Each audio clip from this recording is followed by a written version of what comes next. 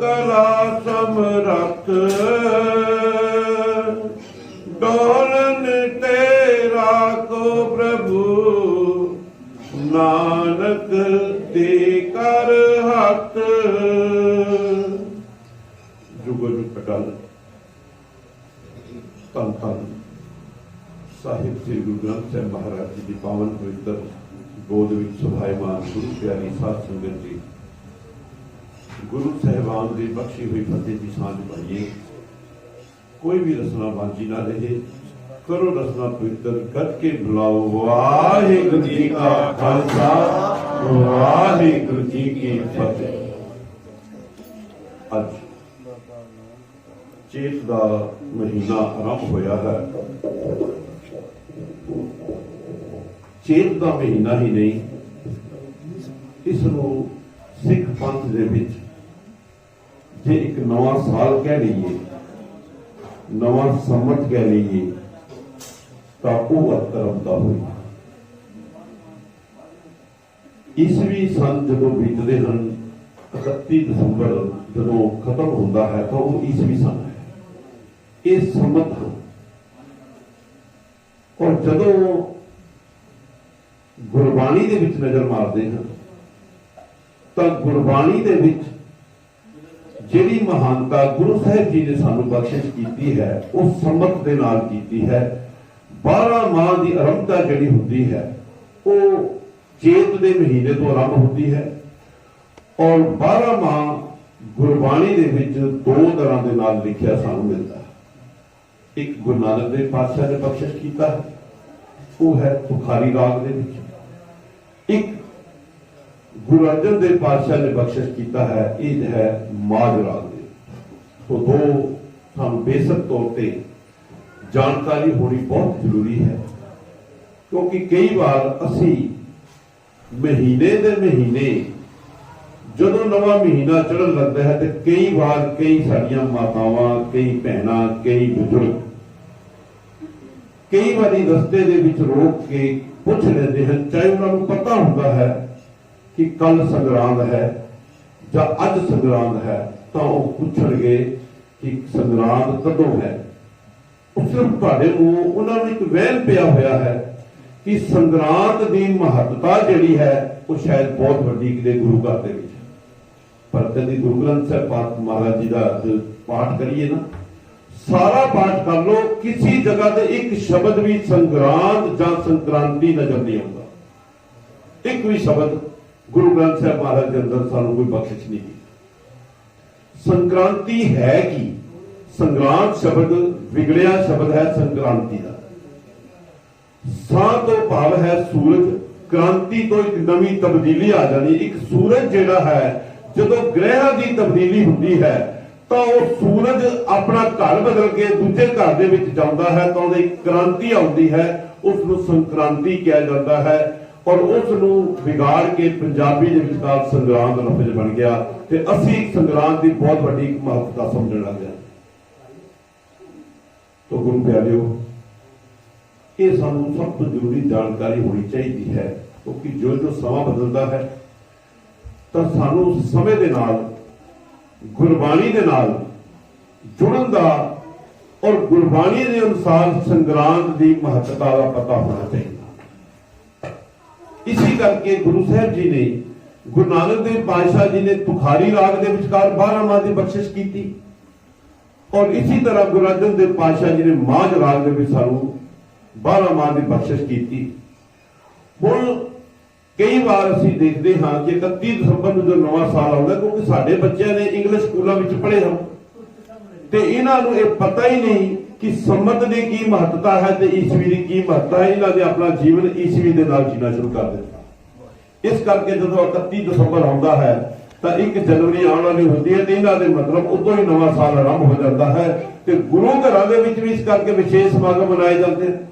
वो क्यों मनाए जाते हैं? हुण महत्ता तो उहदी भी कोई नहीं, वो इस करके मनाए जाते हैं कि 31 दिसंबर रात को वैसटर्न कल्चर के राही टेलीविजन के उपर एक बहुत सारा उत्थों का कल्चर साडे उपर थोपिया जाता है। बड़े गलत तरीके दे नाल नाच गाने होर तरीके दे नाल पर साडे लोकां ने इस गल नूं मिथ लिया प्रचारकां ने कि असीं अपने बच्चिआं नूं अपनी पनीरी नूं असीं वैसटर्न कल्चर वाल ना जाण दिता जाए, उपराला किया गया। तो इस करके गुरु घरां दे विच समागम कर दिते गए तां जो साडे बच्चे जिहड़े हन गुरु घर दे नाल जुड़ जाण।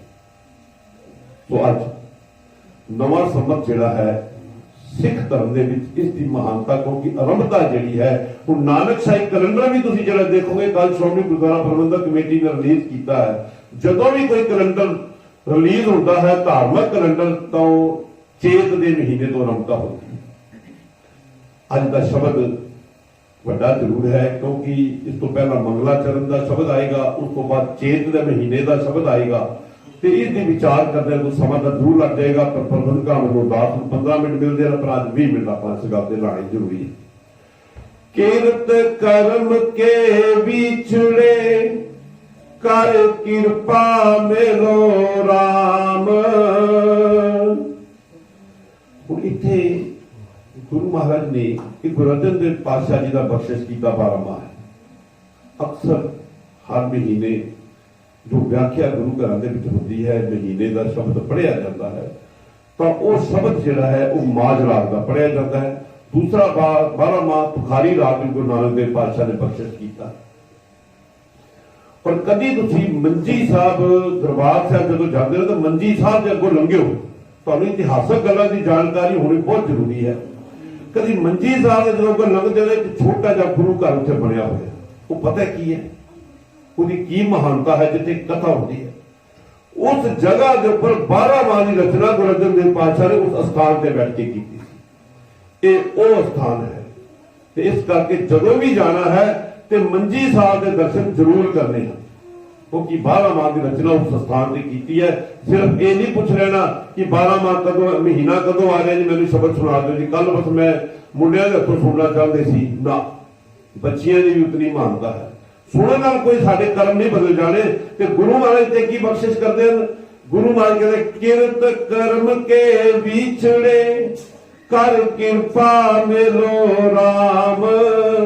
हुण किहड़े कर्म असीं कहते उस अकाल पुरख तो कई कर्मां दे कहते विछड़े हुए हैं मालक तेरे दे नाल, ये की कहते साडे ते कृपा करो, अपने नाल जोड़ लो। देखो स्पष्ट शब्द ने पर समझण दी बाणी असीं पढ़दे जरूर हाँ।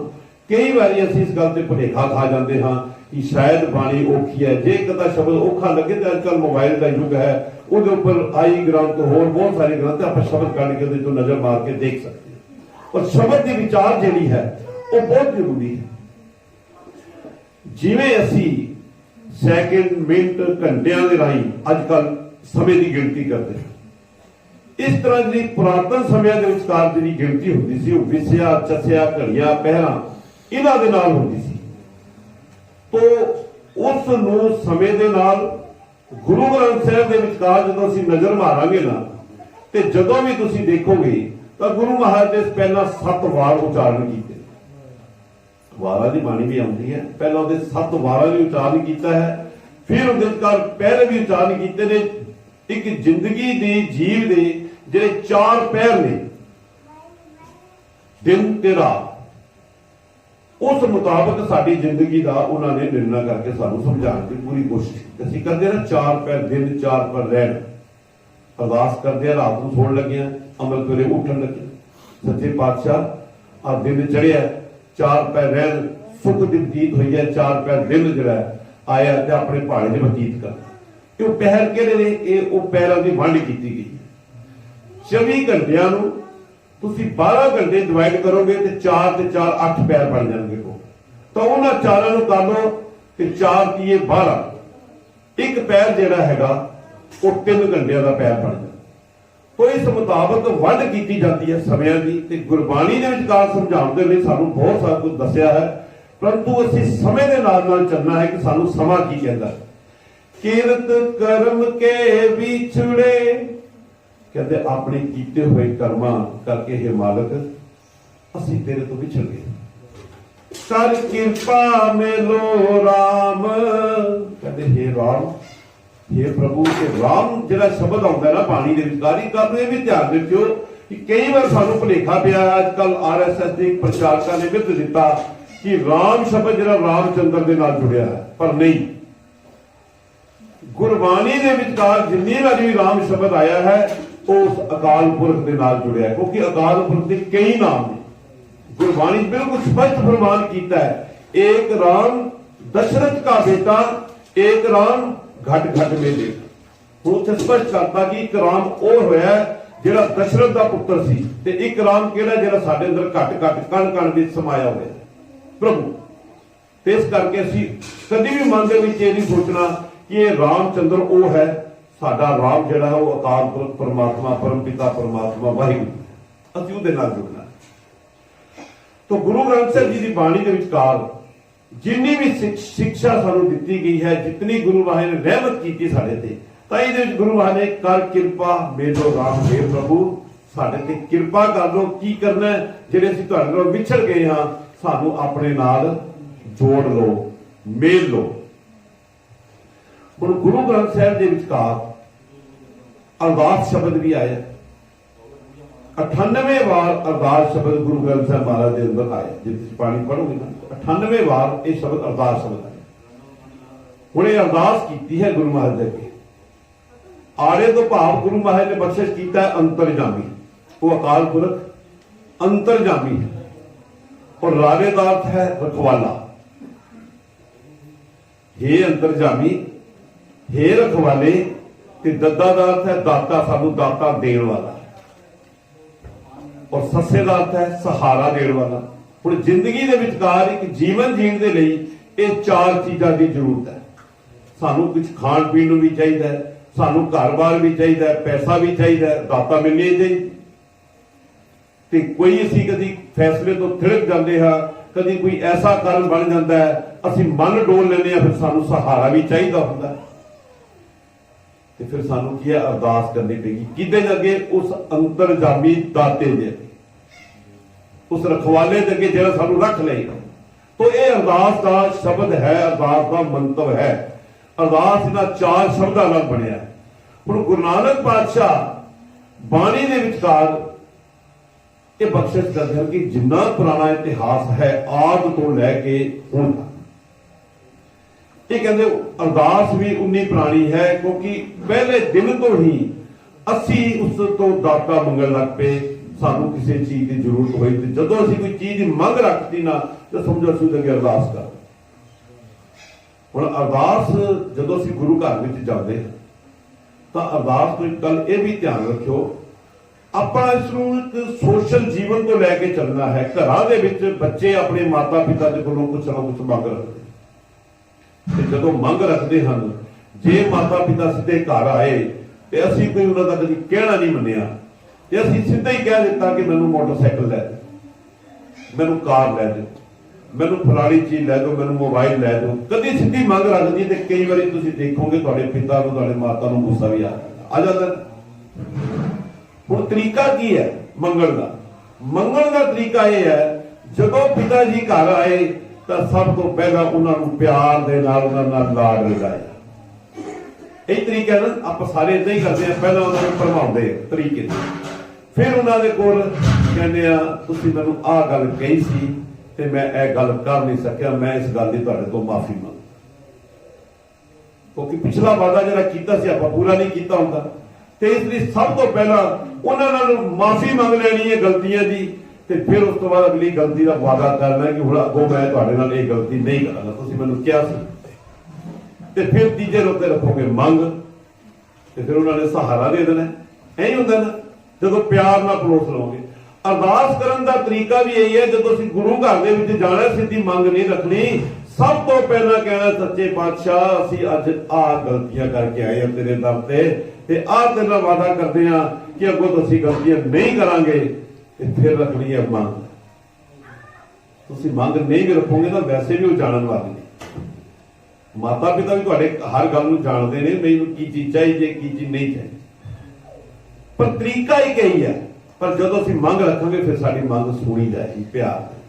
वो किसी अगे भी बाणी पढ़िया, गावी है, सुनिए, मन रखिए, भाव भाव कहते हैं प्यार, मन के अंदर उसका प्यार रखिए। ये चार चीज़ों की महत्ता साडी जिंदगी दे विच बड़ी अहम है। तो समा जिहड़ा है वो लंघदा जा रहा, आपां अज दे विषय तो भटकना चाहिए। चार कुंड दह दिस भवे, थक आए प्रभ की साम। चार कुंड किहड़े? असीं इन्हां दे चार कोने भी अर्थ कर सकते हैं, चार दिशावां भी कर सकते हैं। चार कुंड का अर्थ हम चार कोने ही करांगे, पूरब पश्चिम उत्तर दक्षिण, ये चार। हुण जदों किसी चीज का एक कोना बनाया जाता है तो उस कोने के भी अगर दो कोने बन जाते हैं एक साइड, तो उहदे नाल जो चार चार इन्हां दे 8 दिशावां 8 बन गई। ते जदों 8 दक्षिण दिशावां बन गई, उत्तर दक्षिण पूरब पश्चिम दियां, ये चार कोने हो गए। दो किले लाए गुरु महाराज ने, एक धरती ते एक आसमान, फिर 10 दिशावां हो गई, दिशा 10 हो गई। ये चार कुंटां दे विचकार 10 दिशावां समा रही ने, जिहदे विच साडा सारा जीवन बीत रहा है। तो इसलिए गुरु महाराज ने बाणी दे विचकार सानू जोड़न दे लई होर बहुत सारा सानू उपराला कीता। अगे गुरु महाराज की बख्शिश करते हैं, तेन दुधे ते बाहरी किते ना आवे काम। हुण तेल किहनूं कहंदे ने? गां नूं। दुध आपां दुध पींदे। हुण कहंदे भी बाहरी किते ना आवे काम, कहंदे जेड़ी गां दुध देना छड्ड दिंदी है, ते तुसीं देखिया होएगा सड़कां ते किवें आवारा गावां घुम रहीआं होंदियां। ये तेल दुधा ते बाहरी, हुण दुध देण तो बाहर हो गई ते इहनूं आवारा छड्ड दित्ता जांदा, कहंदे किते ना आवे, किसी काम नहीं आउंदी। जल बिन साख कुमलावती, उपजै नाही दाम। ते कहंदे जे पानी ना मिले तो फसल खराब हो जाती। जल बिन साख कुमलावती, वो शाखां कुमला जांदियां ने। उपजै नाही तां फिर कहंदे फिर की वो फसल नहीं दे सकती, फिर कहंदे वो किसी काम दे नहीं रहिंदे। हर नाह न मिले साजन, कत पाइए बिसराम। ते कहंदे इत्थे मां दा अर्थ जिहड़ा इत्थे दस्सिया ना, वो पति है, ऊपर बिंदी नहीं है। जे बिंदी हुंदी तो उसदा मतलब ना बन जांदा, ते इत्थे बिंदी नहीं है। नन्ना कन्ना ते हाहा नाहा, इत्थे नाहा दा अर्थ है पति। ते कहंदे हुण गुरु अर्जन पातशाह ते बख्शिश की कर रहे ने, कहंदे जिवें पति दा मिलाप हासिल ना होवे ना, ते जीव इस्त्री जिहड़ी है, संसारक इस्त्री जिहड़ी है, उहनूं अंदर टिका नहीं मिलदा। हर नाह न मिली है साजना, कत पाई है विश्राम। ते कहंदे फिर उहनूं चैन नहीं आउंदा। इसी तरह जित कार हर तंत न प्रगटई, पठ नगर से ग्राम। ते कहंदे जिस हिरदे दे अंदर प्रभु परमात्मा कंत जिहड़ा है वो ना प्रगट होवे, ते कहंदा वो हिरदा शांत नहीं होंदा, वो हिरदा इधर उधर भटकदा है। सर्व सिगार तंबोल रस, सन देही सब खाम। ते गुरु अर्जन देव पातशाह कहंदे ने देही दे कीते हुए सारे श्रृंगार जिहड़े रस रस ने, रसना को रस, कहंदे समेत तेरी देही सब कुछ व्यर्थ है, किसी काम नहीं आउंदी। प्रभ स्वामी कंत विहूणिया, मीत सजन सब जाम। जिन्हां दे हिरदे दे विचकार वो सेज, वो मालक दे नाम तो बिना सुन्नी है। कहंदे उन्हां दे भावें जिन्ने मर्जी मित्र होई जाण, जिन्ना मर्जी उन्हां दा संसार दे विच ना होई जे, ते कहंदे सब व्यर्थ है, वो किसी काम नहीं आउंदा। फिर गुरु महाराज की बख्शिश करते ने, नानक की बेनंतियां कर कृपा दीजै नाम। गुरु नानक पातशाह पंजवें गुरु अर्जन देव पातशाह पंजवें गुरु नानक के रूप में गल बेनती करते हैं, अरदास करते, कहते साडी कृपा करो। की दी? कर कृपा दीजै नाम। कहते मैनू नाम की बख्शिश कर। हर मेलो स्वामी संग प्रभ, जिसका नेचर ताम।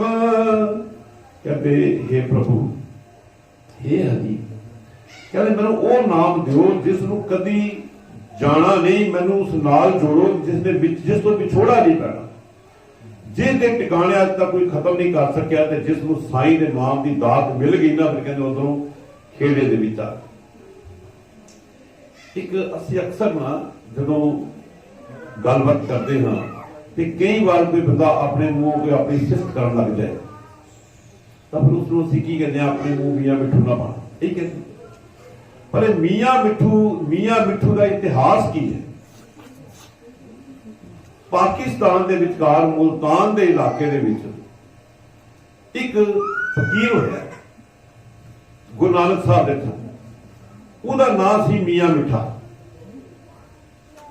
ਉਹ ਭਗਤੀ ਉਹ ਵੀ ਬਹੁਤ ਕਰਦਾ ਸੀ, ਪਰ ਉਹਦੇ ਅੰਦਰ ਇੱਕ ਅਹੰਕਾਰ ਦੀ ਭਾਵਨਾ ਬੜੀ ਪ੍ਰਬਲ ਸੀ। ਉਹ ਕਹਿੰਦੇ ਗੁਰੂ ਨਾਨਕ ਪਾਤਸ਼ਾਹ ਜਦ ਉਸ ਇਲਾਕੇ 'ਚ ਗਏ ਤਾਂ ਉਸ ਇਲਾਕੇ ਜਦੋਂ ਗੁਰੂ ਨਾਨਕ ਪਾਤਸ਼ਾਹ ਗਏ ਨਾ, ਤੇ ਮੀਆਂ ਮਿੱਠਾ ਆਪਣੇ ਸੇਵਕਾਂ ਦੇ ਨਾਲ, ਆਪਣੇ ਚੇਲਿਆਂ ਦੇ ਨਾਲ ਬੈਠਾ ਸੀ। ਉਹ ਵੀ ਬੜੀ ਦੂਰ ਅੰਦੇਸ਼ੀ ਨਾਲ ਅੰਤਰਜਾਮੀ ਸੀ, ਤੇ ਉਹਨੂੰ ਪਤਾ ਲੱਗ ਗਿਆ ਕਿ ਗੁਰੂ ਨਾਨਕ ਪਾਤਸ਼ਾਹ ਮੇਰੇ ਕੋਲ ਅੱਜ ਆ। ਹੁਣ ਉਹ ਬੈਠਿਆ ਕਹਿਣ ਲੱਗਿਆ, ਕਹਿੰਦਾ ਅੱਜ ਆ ਗਿਆ ਗੁਰੂ ਨਾਨਕ, ਕਹਿੰਦਾ ਆਣ ਦਿਓ। ਚੇਲਿਆਂ ਨੂੰ ਕਹਿਣ ਲੱਗਾ, ਕਹਿੰਦਾ ਆਣ ਦਿਓ। ਕਹਿੰਦਾ ਗੁਰੂ ਨਾਨਕ ਦੀ ਬਾਰੇ ਵਿੱਚ ਸ਼ਬਦ ਕਹਿ ਰਹੇ, ਉਹਨੇ ਸ਼ਬਦ ਅਹੰਕਾਰ ਦੇ ਵਿੱਚ ਕਹਿ ਰਹੇ। ਕਹਿੰਦਾ ਆ ਰਿਹਾ, ਕਹਿੰਦਾ ਇਸ ਤਰ੍ਹਾਂ ਨਿਚੋੜ ਦਿਆਂਗੇ, ਕਹਿੰਦਾ ਇਸ ਤਰ੍ਹਾਂ ਕਰ ਦਿਆਂਗੇ, ਜੇ ਦੁੱਧ ਦੇ ਉੱਪਰੋਂ ਮਲਾਈ ਨਿਤਾਰੀ ਜੀ ਤਾਂ ਕਹਿੰਦਾ ਏਦਾਂ ਕਰ ਦੇ। ਗੁਰੂ ਨਾਨਕ ਪਾਤਸ਼ਾਹ ਦੇ ਅੰਦਰ ਘੰਟੀ ਖੜਕੀ ਸਮੇਂ ਦੀ। ਦੇਖੋ ਗੁਰੂ ਨਾਨਕ ਪਾਤਸ਼ਾਹ ਘਟ ਕੇ ਅੰਤਰ ਕੀ ਜਾਣਤ, ਭਰੇ ਭਰੇ ਕੀ ਪੀਰ ਪਛਾਣ, ਉਹ ਤਾਂ ਸਭ ਦੀ ਜਾਣਨ ਵਾਲੇ ਸੀ। ਉਹ ਗੁਰੂ ਨਾਨਕ ਪਾਤਸ਼ਾਹ ਮਰਦਾਨੇ ਨੂੰ ਕਹਿਣ ਲੱਗੇ, ਮਰਦਾਨਿਆਂ ਅੱਜ ਸਮਾਂ ਆ ਗਿਆ, ਆਪਾਂ ਨੇ ਨਿੰਬੂ ਵਾਂਗ ਨਿਚੋੜ ਦੇ। ਹੁਣ ਜਦੋਂ ਇਹ ਸ਼ਬਦ ਗੁਰੂ ਨਾਨਕ ਪਾਤਸ਼ਾਹ ਨੇ ਮਰਦਾਨੇ ਨੂੰ ਕਹੇ ਨਾ, ਹਲੇ ਉੱਥੇ ਪਹੁੰਚੇ ਨਹੀਂ ਸੀ, ਤੇ ਉਹਦੇ ਅੰਦਰ ਘੰਟੀ ਵੱਜ ਗਈ ਕਿ ਗੁਰੂ ਨਾਨਕ ਪਾਤਸ਼ਾਹ ਨੇ ਸ਼ਬਦ ਕਹਿ ਦਿੱਤੇ ਕਿ ਅੱਜ ਨਿੰਬੂ ਵਾਂਗ ਨਿਚੋੜ ਦੇਣਾ। ਤੇ ਉਹ ਚੇਲਿਆਂ ਨੂੰ ਕਹਿਣ ਲੱਗਾ, ਕਹਿੰਦਾ ਚਲੋ ਉੱਠੋ, ਕਹਿੰਦਾ ਆਪਾਂ ਅੱਗੇ ਜਾ ਕੇ ਦਰਸ਼ਨ ਕਰਨ ਚੱਲੀਏ। ਹੁਣ ਇਹਦਾ ਕਾਰਨ ਕੀ ਸੀ? ਉਹ ਚੇਲੇ ਪੁੱਛਣ ਲੱਗੇ, ਕਹਿੰਦੇ ਮੀਆਂ ਮਿੱਠਾ ਜੀ, ਤੁਸੀਂ ਹੁਣ ਕਹਿ ਰਹੇ ਸੀ ਕਿ ਆਪਾਂ ਨੇ ਦੁੱਧ ਦੇ ਉੱਪਰੋਂ ਮਲਾਈ ਵਾਂਗ ਨਿਤਾਰ ਦੇਣਾ, ਤੇ ਤੁਸੀਂ ਹੁਣ ਕਹਿੰਦੇ ਉੱਠ ਕੇ ਤੁਰ ਪਏ, ਕਹਿੰਦੇ ਅਸੀਂ ਚੱਲੀਏ ਜਾ ਕੇ ਦਰਸ਼ਨ ਕਰੀਏ ਨਾਨਕ ਦੇ। ਇਹ ਹੋ ਕੀ ਗਿਆ ਮਿੰਟਾਂ ਦੇ ਵਿੱਚ? ਉਹ ਕਹਿੰਦਾ ਗੱਲ ਇਹ ਹੈ ਕਿ ਮੈਂ ਤਾਂ ਸਮਝਿਆ ਸੀ ਕਿ ਮੈਂ ਹੀ ਤਕੜਾ, ਪਰ ਨਹੀਂ। ਕਹਿੰਦੇ ਦੁੱਧ ਦੇ ਉੱਪਰੋਂ ਮਲਾਈ ਜੇ ਉਤਾਰ ਦਿਆਂਗੇ ਨਾ, ਨਿਤਾਰ ਦਿਆਂਗੇ, ਉਹ ਦੁੱਧ ਵੀ ਫਿਰ ਕਿਸੇ ਕੰਮ ਆਏਗਾ, ਦੁੱਧ ਵੀ ਕਿਸੇ ਕੰਮ ਆਏਗਾ। ਤੇ ਕਹਿੰਦੇ ਜਦੋਂ ਨਿੰਬੂ ਵਾਂਗ ਨਿਚੋੜ ਦਿੱਤਾ ਨਾ, ਤੇ ਨਿੰਬੂ ਹੀ ਨਿਚੋੜ ਦਿੱਤਾ, ਨਿਚੜਿਆ ਨਿੰਬੂ ਕਿਸੇ ਕੰਮ ਨਹੀਂ ਜਾਣਾ।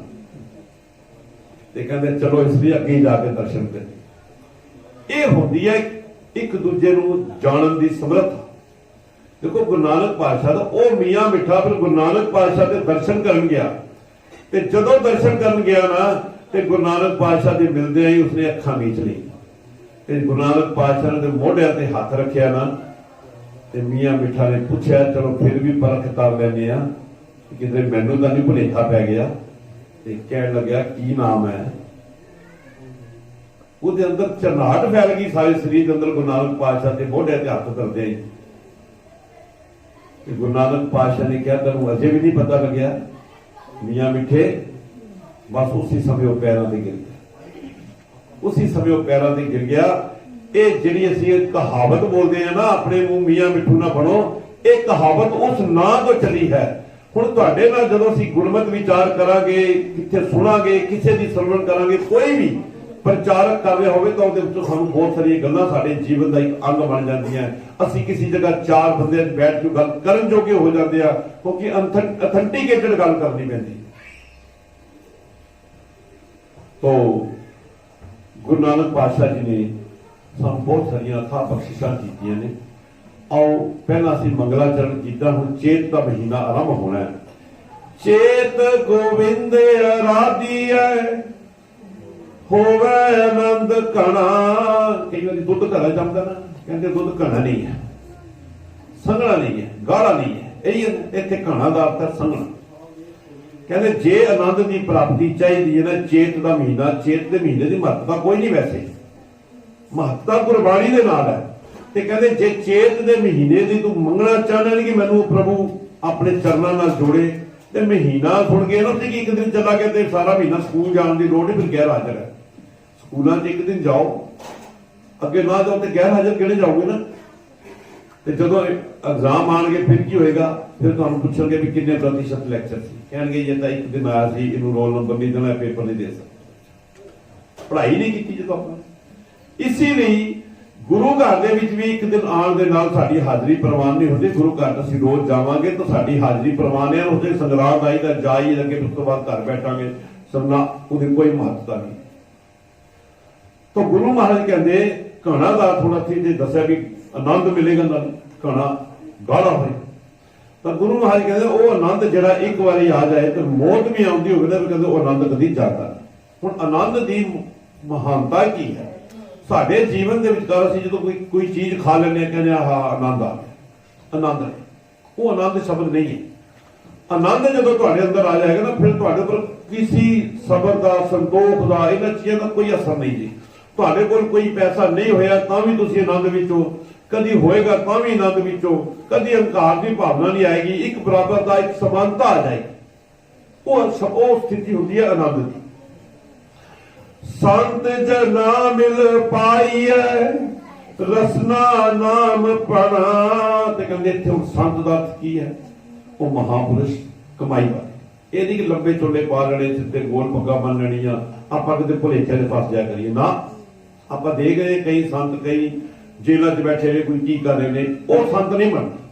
ਸੰਤ ਕਿਰਤ ਵੀ ਕਰਦਾ ਹੈ, ਮਿਹਨਤ ਵੀ ਕਰਦਾ ਹੈ, ਖੇਤੀ ਵੀ ਕਰ ਸਕਦਾ, ਦੁਕਾਨਦਾਰੀ ਵੀ ਕਰ ਸਕਦਾ ਹੈ, ਪਰ ਉਹ ਤੋਂ ਅੰਦਰੋਂ ਬਾਹਰੋਂ ਪ੍ਰਭੂ ਨਾਲ ਜੁੜਿਆ ਹੁੰਦਾ, ਉਹ ਸੰਤ ਹੈ।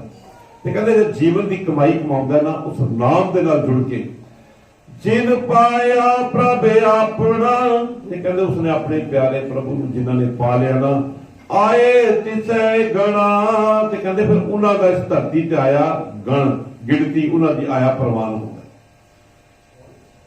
ਇੱਕ ਖਿਨ ਤਿਸ ਬਿਨ ਜੀਵਣਾ ਬਿਰਥਾ ਜਨਮ ਜਣਾ, ਤੇ ਕਹਿੰਦੇ ਉਹ ਇਹ ਕਹਿੰਦੇ ਨੇ, ਕਹਿੰਦੇ ਹੀ ਖਿਨ, ਕਹਿੰਦੇ ਇੱਕ ਖਿਨ ਵੀ ਜੇ ਤੇਰੇ ਤੋਂ ਵਿਛੜ ਜਾਈਏ ਨਾ ਤੇ ਇਹ ਲੱਗਦਾ ਕਿ ਮੇਰਾ ਜਨਮ ਜਿਹੜਾ ਵਿਅਰਥ ਹੋ ਗਿਆ। ਫਿਰ ਉਹਨਾਂ ਨੂੰ ਇਹ ਮਹਿਸੂਸ ਹੋਣਾ, ਸਵਾਦ ਆਉਣ ਲੱਗ ਜਾਂਦਾ, ਉਹ ਆਨੰਦ ਦੀ ਅਵਸਥਾ ਹੁੰਦੀ।